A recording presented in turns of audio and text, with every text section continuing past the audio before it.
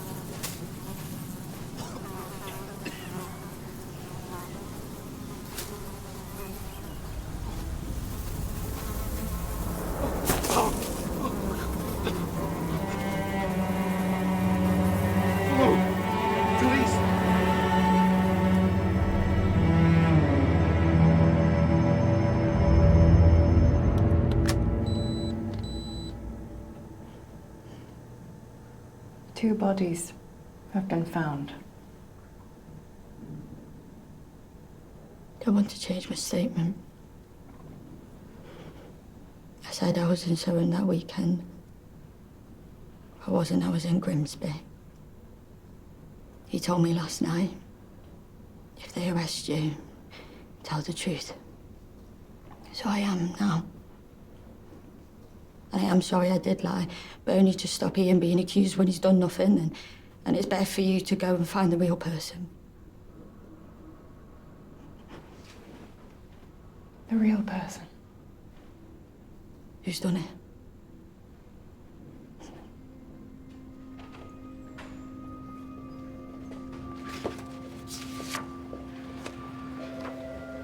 This will be read out in front of the church.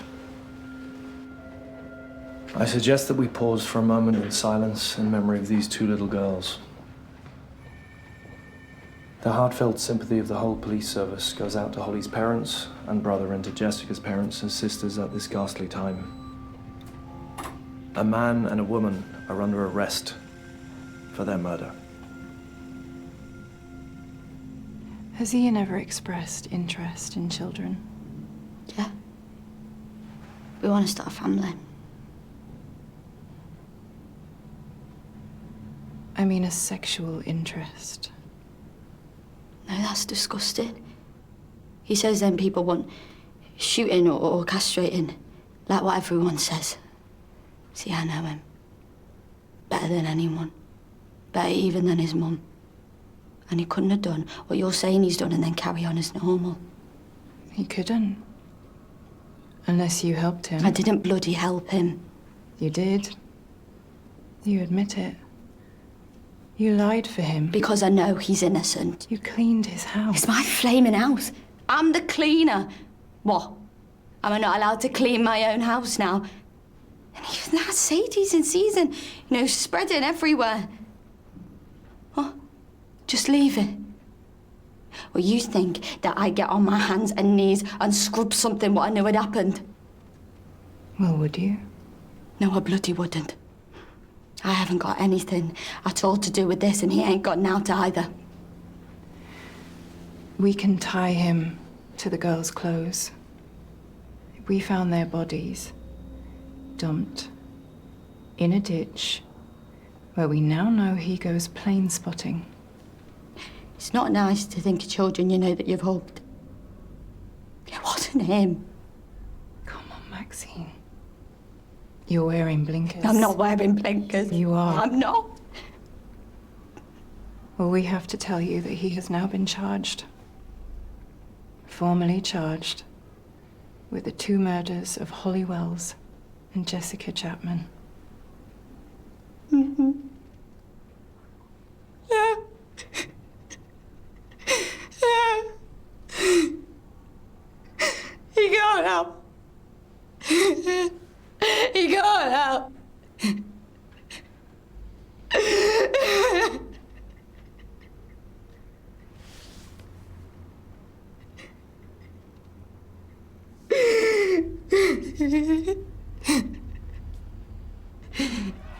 Maxine, over here! Maxine! Over here! Maxine, near these gates.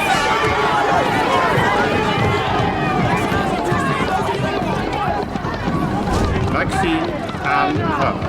You have been charged with conspiring to pervert the course of justice by lying about your whereabouts on August the 4th and August the 5th of this year. You will be remanded in custody at Holloway Prison until your trial. How has this happened? This is the question and thought that one can see on all the faces in Soham. It is not just the locals who are wondering this, but the many hundreds of visitors who have travelled from far and wide to the small Cambridgeshire village to sign books of condolence. The long queue that forms outside St Andrew's Church is a quiet and sombre procession that mourns the terrible loss of two young lives. Seen all the flowers at the church? Yeah, amazing. They just keep coming, don't they? It's like Diana. National grief and rage. You see the Attorney General's warning? Condemn Huntley or Carr in print and you jeopardise the trial. Outrageous. Protect press freedom. Want to publish my kinky night with Maxine? Get the feeling you want to defend her. Oh, like a damsel in distress. No, just... I don't want to see her get torn limb from limb. She's not the one who's been charged with murder. Well, Soham will be glad to see us gone. You off back to London? Maybe one more trip up to Grimsby. Okay, well, maybe see you next year at the trial. Yeah. Hey, before you go, if you were me, how would you approach the bereaved families? I wouldn't. Well, people want to hear their story. And so reluctant as you are to intrude on private grief. I can offer big money. Sorry. Wish I could help. No, you don't.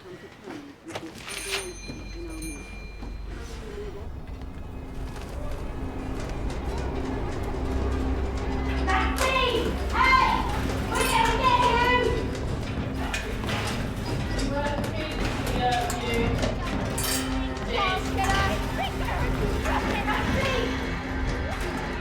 you! Ian should be standing up for you. Ian wasn't even at the car. He's not well enough mentally.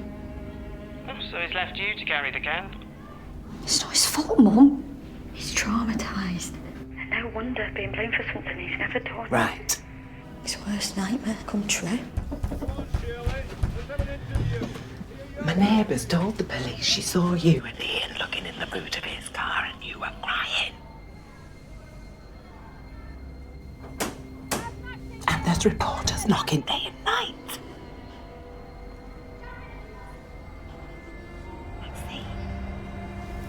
So she saw me crying.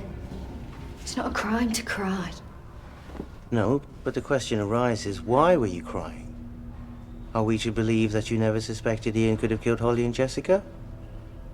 Correct. Not for a second. Not in a million years.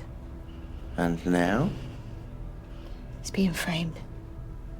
Someone else put their clothes in that hanger and them in that ditch.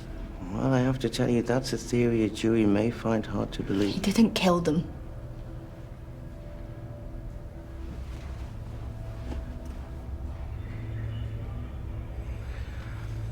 Okay. What you will say is that all you know, the only thing he told you is what he told everybody else. He talked to the girls outside the house, and then they walked away. Correct. Ely Cathedral has been a site of prayer stretching back many centuries. Today, it was a place of mourning for the people of Soham. Hundreds travelled from the small village to pay their respects and share their grief. They were joined on the journey by two families, their fellow townsfolk.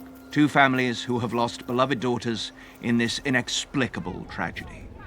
Dear Ian, I think about marrying you every day. I love you, Ian, and I miss you with my whole heart. Your letters are what are keeping me going in here. Soon we'll be together again, my love. Huntley's been transferred to prison and declared fit to stand trial. And by the way, his phone records show he was trying to cheat on Carr that weekend. But had no luck. Right. She won't like that. How are we doing putting the girls in the house? Working on forensics, but it's been so thoroughly cleaned. By the immaculate Miss Carr. Who worked frantically to remove all traces while claiming, like him, the girls never went inside. We need to refute that. We need them in there.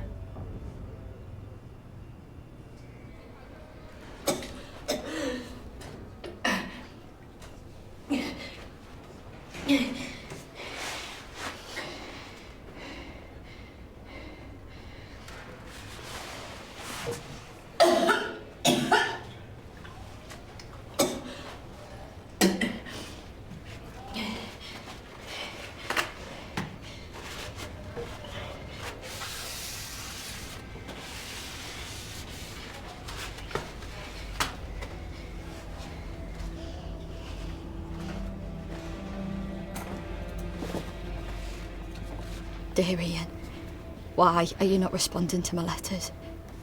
Is it true what my solicitor told me? Were you trying to see another woman on Saturday night when I was in Grimsby? Thank you. It was very nice. After everything I've done, it's not fair. I'm worried, Linda. It's been 2 months. Is he getting my letters? I'll ask him when I see him, darling. I know it's hard. So that weekend, was it the Monday he called you to discuss lying? Yeah, he said he wanted me to come home. He says his kid's gone missing, and the thing is... The thing is...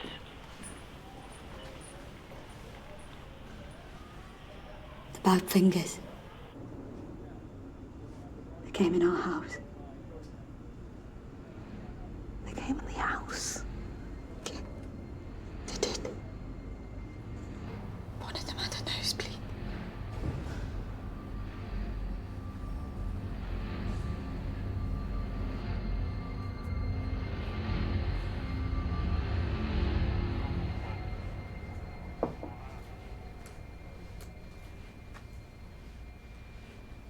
You know, I've had blackouts. But I remember now why they came into the house. I don't know if Maxine told you that. No, she didn't, love it. One of them had a nosebleed. But on the CCTV thing on the telly, they're leaving the sports centre just before getting to you, and none of them have a nosebleed then? Well, no. That's because it started when she was talking to me about Maxine. And they say they found fibres from the football shirts in the boot of my car. That's because the girls sat on the edge of it when I went indoors to get tissue. So the boot was open? Yeah. And the bleeding didn't stop, and I said, come in. I haven't done this, Mum. Because I remember them leaving my house. Well, if you're adamant on that... I am adamant. I am 100% remembering them girls leaving my house. And would I be physically capable of restraining 2 healthy young girls? Yeah. It's not like you're a 15-stone guy. Well, I am 12 stone and fit. But yeah, question is, was someone following them? Don't look at me like that. What I need from you lot is some bloody faith and confidence in me. I am telling you the truth, Mum, as best I can, what I remember. I don't ever want you to think I might have done this, because I haven't. I could never hurt anybody. I never have. I never will. Finally, I am telling you this about them coming into the house. I wasn't gonna, but I felt. That's the risk I had to take just to put your mind at rest.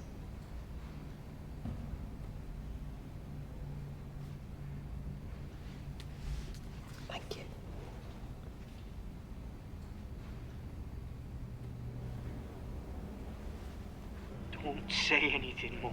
It will give the police time to counteract everything I'm saying and build the case against me. The girls are in the house.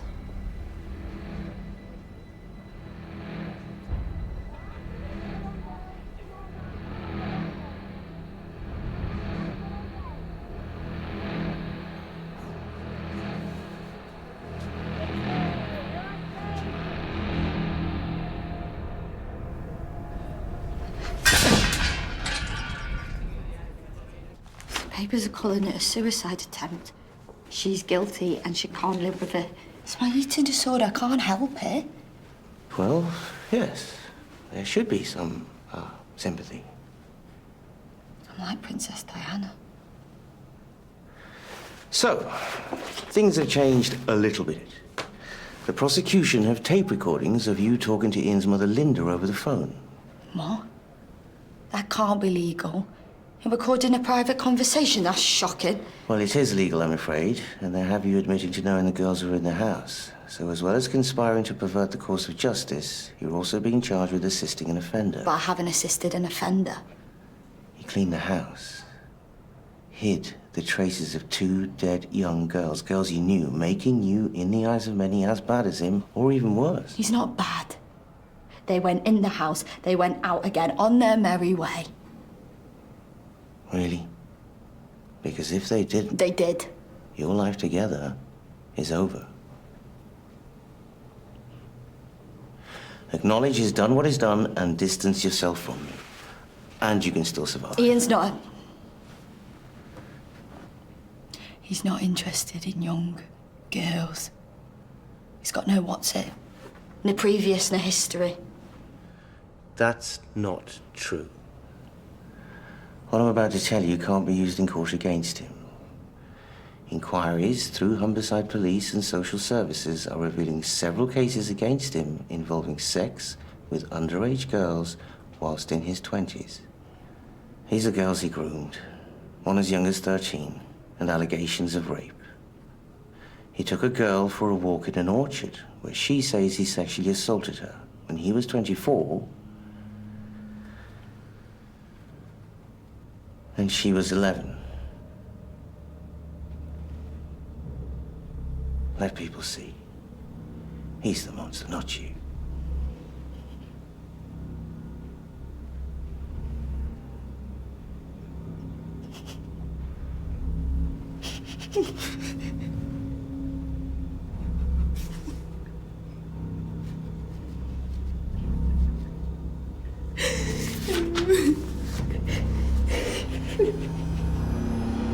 I think I've made a huge mistake, Mum.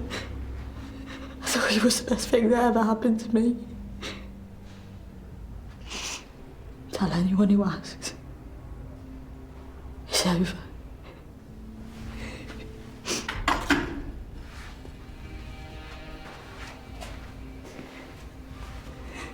She wrote to the prison governor. It was read out to me. I no longer wish to have any communication with Mr. Ian Huntley. Oh, Ian, that's all you need. Yeah. What a fucking bitch. So we now have fibre transfers to and from the football shirts. And thanks to Pat, pollen from the deposition site on Huntley's shoes, car footwells, petrol can. Plus, chalk from the track caught under the car, and the fact that he changed all 4 tyres on the Monday. That'll speak to the jury.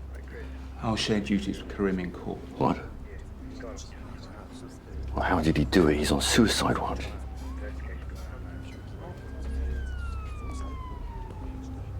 Huntley's taken an overdose. He sees this as his only option. Testament to the work we're all doing, so we keep doing it and pray he pulls through. He can't escape justice.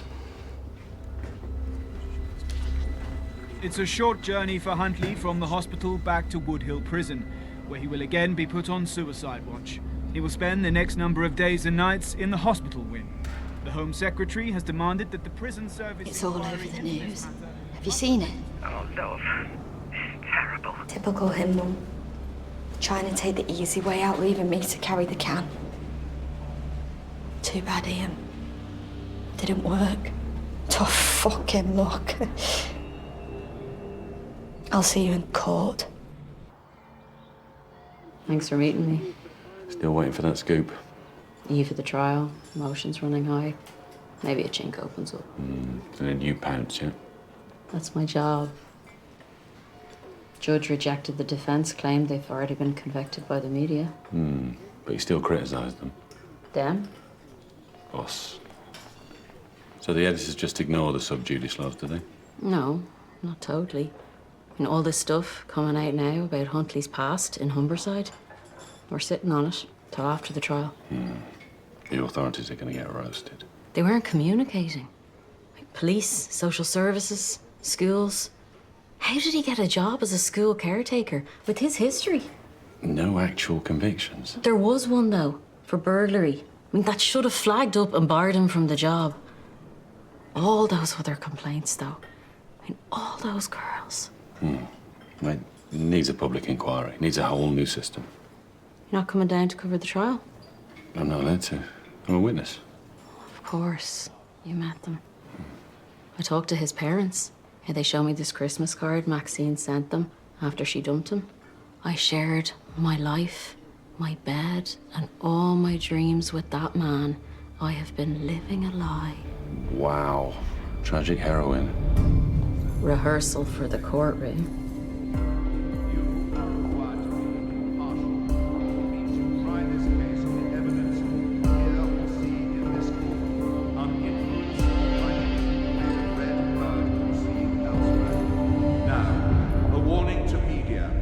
Report this trial dispassionately or jeopardize it. Do not describe emotion. The Crown may present its opening statement.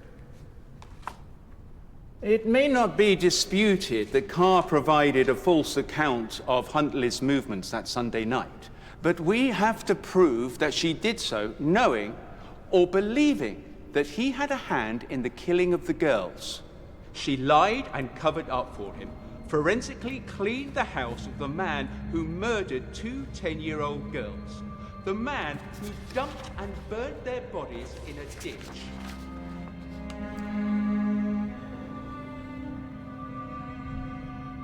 You say there was significant press presence, hundreds of reporters every day. Did this put a strain on the caretaker at the school? He did seem stressed. He said he felt harassed by the press and by the daily press conferences the police were holding. And one time asked me if they could be held elsewhere. And you appointed him? Correct. Would you say he struck you as a very good candidate when you appointed him? Yes, he did. And that's a decision I live with every day. That's all. Thank you.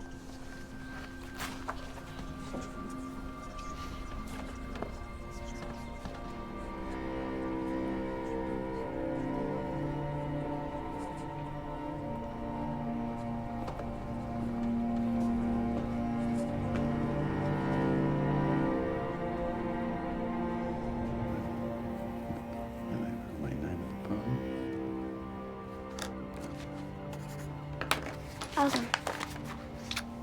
There we go. Have you?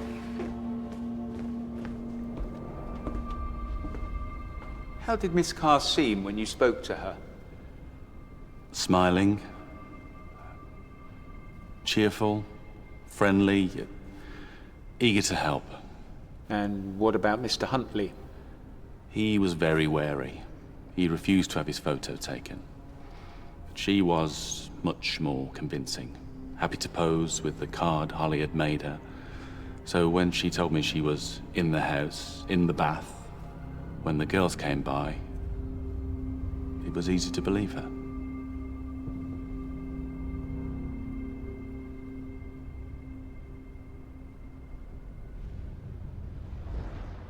God, I can't do anything right. She was too close to the kids. They loved her too much. Oh, sorry. And that reporter, the press, they sweet talk you, they manipulate you to get what they want. You know, they say I'm bad. They're worse. You're doing well in there. keeping calm. Used to it. Be nice, look nice, no one likes you when you're mad. So swallow it. You should be prepared for the discoveries of the bodies and the pathologist's evidence. It could be quite upsetting. Should I not get upset? No, it's fine to get upset. Shows you care. You, the jury, have been provided with evidence packs. Could you please refer to the pathologist report by Dr. Nat Carey? As you have told the court, the bodies exposed for so long were too badly decomposed, even for you, an experienced pathologist, to determine the cause of death. But the skulls and skeletons revealed no signs of blunt force trauma or stabbing, which leaves us with? Something involving interference with the mechanism of breathing. Such as? Strangulation or smothering. And as for sexual assault? Due to decomposition, I cannot, from the physical findings, confirm or refute that possibility. Thank you, Dr. Carey.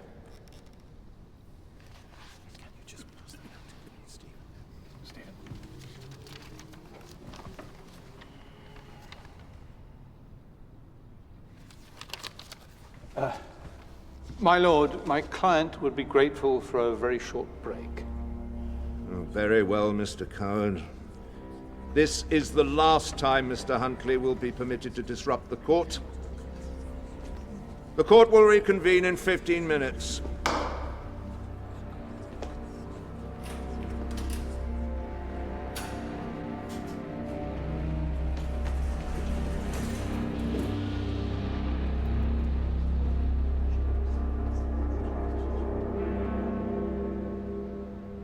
Should possible causes of death not include drowning? Yes, it should be on the list. Thank you. I'm going to put to you my client's account of what actually happened on 4th of August last year. At the material time, Holly Wells had a nosebleed. And because it wouldn't stop, she and Jessica and the defendant, Mr. Huntley, went up to the bathroom, where the girl sat on the edge of the bath while he cooled pieces of toilet paper under the tap in the basin and handed them to Holly. And on one of his turns, he slipped. And it seems he may well have banged into her, and she went backwards. He has no recollection of a bang, but he does remember a splash. When Holly went into the bath, which had roughly 18 inches of water in it, because Mr. Huntley was going to wash the dog, Jessica started screaming, "You pushed her, you pushed her." He then turned towards Jessica, putting his hand or hands out, his memory is, over her mouth, to stop her screaming. He let her go, and she went to the ground. He then lifted Holly out of the bath and looked for signs of breathing, and found none. He turned his attention towards Jessica, looked for signs of breathing, and found none.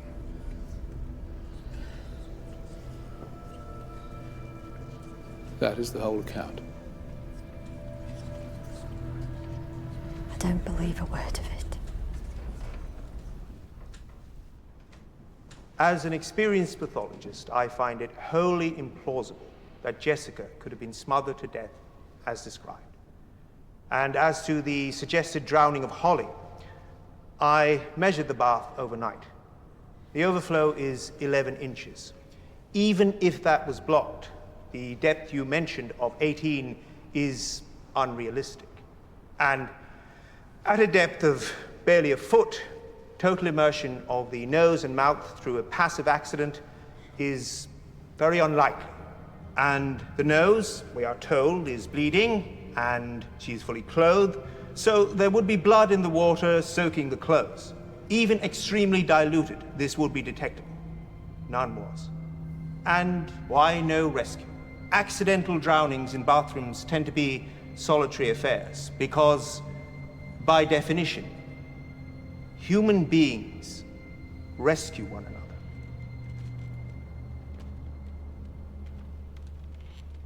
What's he like? Trying to get off murder with a story like that? It was an accident, it was only, what's it? Manslaughter. The evidence suggests that if the bodies had been less decomposed, it might be clearer what happened. Some people may blame you for that, because your lies delayed his arrest. But his arrest didn't lead to the bodies. They were found by accident. And he'd never have admitted where they were, so... Not as thick as I look. I was knelt down on the doorstep, brushing Sadie, directly behind the car. I heard two voices, and I stood up to look, and there was two girls in football tops stood there. They asked me how Miss Carr was, and I found that quite funny because I weren't used to hearing Maxine referred to in that way. I noticed Holly put a hand up to her face, and there was some blood on it, and under her nose. I asked if she would like some tissue, to which she replied, "Yes, please." So what did you do? I said, "Put your ones on there, and I'll get you some." Could you repeat that? A lot of us didn't get that. Yes. I said, "Plonk your bums on there." Plonk your buns there? Yes, on the rim of my boot. What did you do with Sadie? Secured her in the downstairs toilet. You came out and gave the tissue to Holly. Did it do the trick? Sorry? Did it stop the bleeding? No. So what happened next? It was threatening rain, and if anything, it was getting worse, so I said, "Would you like to come inside and put some wet tissue on the nose?" What did they say? They said yes.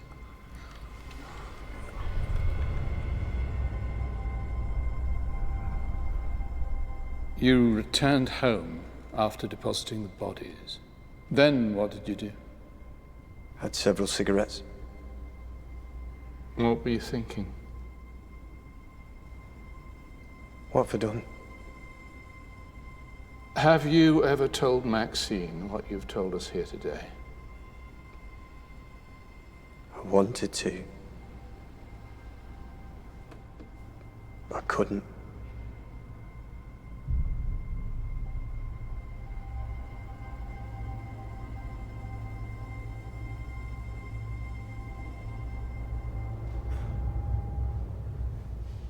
You approached Holly's father, Kevin Wells, near the school 3 days after she disappeared. You said, "I'm sorry, Kev, I didn't know it was your daughter. I hope they come home soon." What should we call that?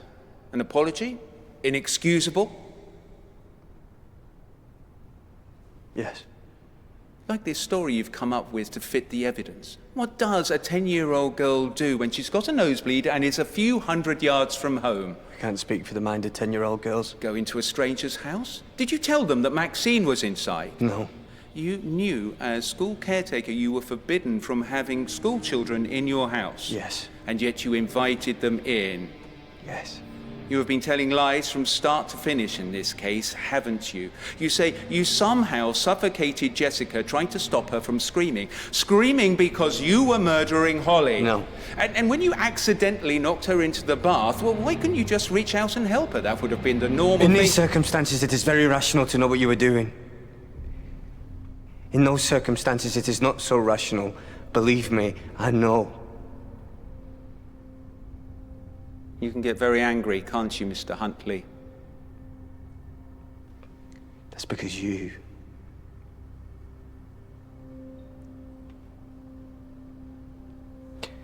have your opinion. Did you lose your temper with one of the girls that Sunday evening? Did you become the assertive individual that you became just now?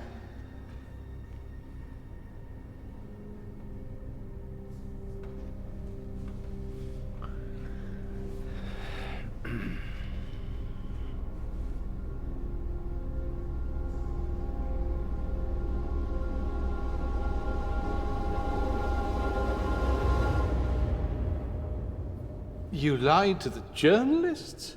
You lied to the police? Yes, sir, I did. You now admit you knew a lot. The girls had been in the house, which he'd cleaned. The car, too. There was bedding in the washing machine. He was the last person to see them, and he wanted you to lie. And yet you claim you had no suspicion. Suspicions he had a woman round, maybe. But no, not that. You claim that all the guilt should be his to bear, and you should go scot-free. I know exactly what I've done, sir. And I cannot be blamed for what that thing in the box has done to me or those children.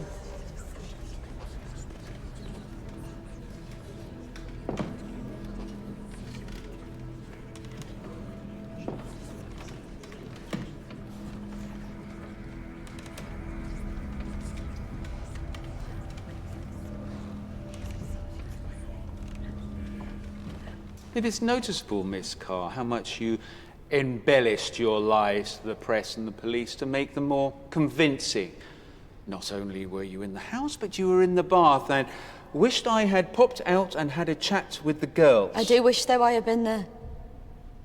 I'll be feeling very guilty, sir, for a long, long time, that if I was there, I could have stopped them from dying. You were so obsessed by him, and so obsessed with preserving your relationship and your home and your future, that you had to divert attention away from him. Only because I truly believed he was innocent.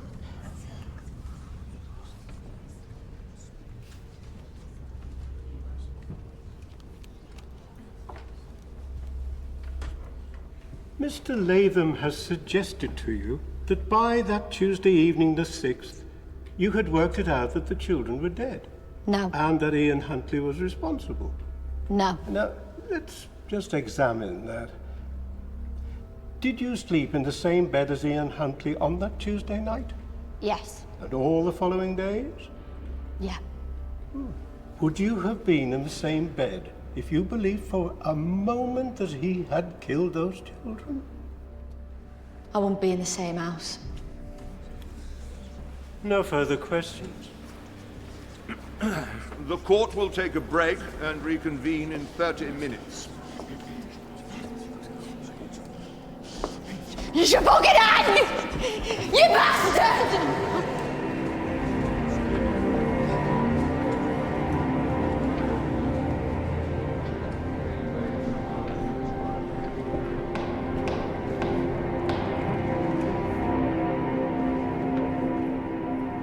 Given you admit you conspired with Ian to lie, and he's already pleaded guilty to that charge, I have to advise you as your counsel that perhaps you should too. But I wasn't perverting the course of justice. You know, I was trying to stop the police from wrongly accusing him. I thought. Okay, but you do realise the jury are likely to find you guilty. Of that charge, yeah, okay, if they do, they do. But not assisting an offender. Not cleaning up after knowing he killed the girls because I didn't. And I don't want to be damned for what I never done.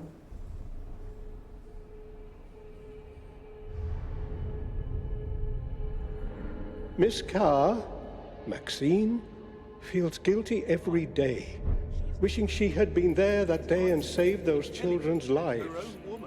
Is it not now time If you to think she has continued right through her evidence to tell lies, that she is not being frank with you, you have to ask why. Defendants rise.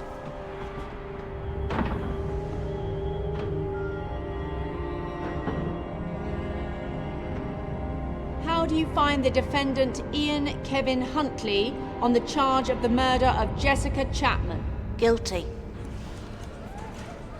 The murder of Holly Wells? Guilty.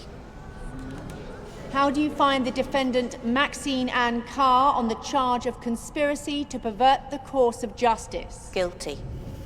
How do you find the defendant Maxine Ann Carr on the charge of assisting an offender in the case of Jessica Chapman? Not guilty. In the case of Holly Wells? Not guilty.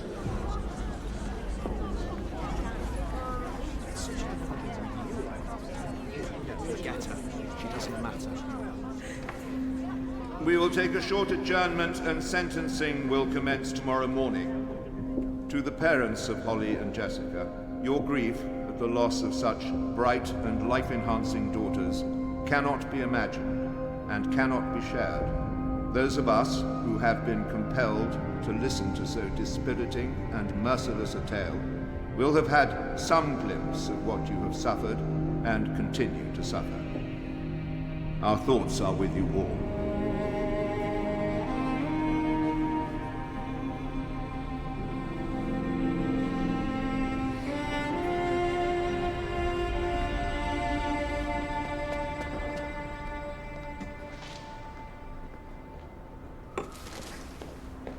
Hi, Principal Gilbert. Just a few words now that the verdict's in.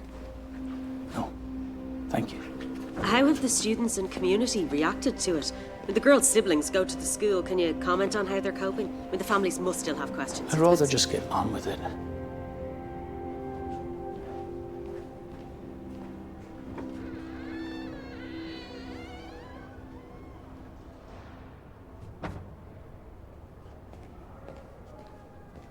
Right, there we go. That's everything. I'll get it. Brian Palmer's phone. This is Millie. Hi, Millie. Can I speak to your dad? Here he is. Thanks.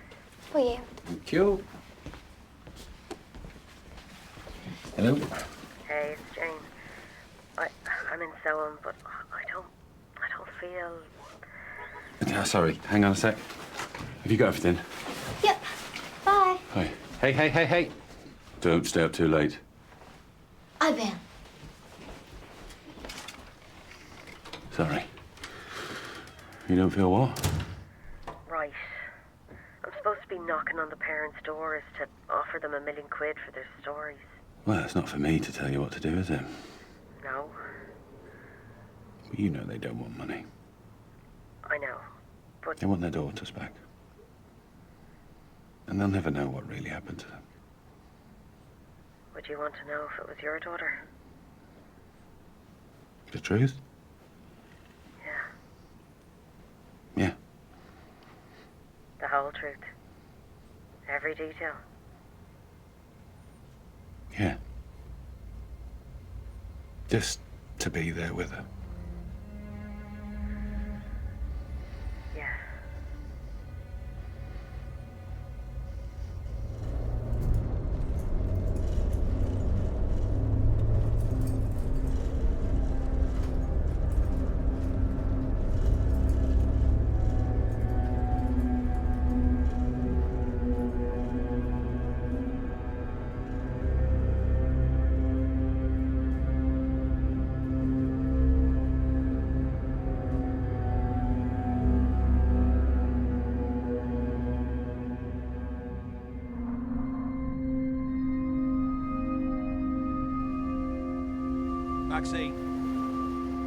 Maxine. I know it's you. One question and I'll leave you alone. Did you know? Did you know he'd killed them?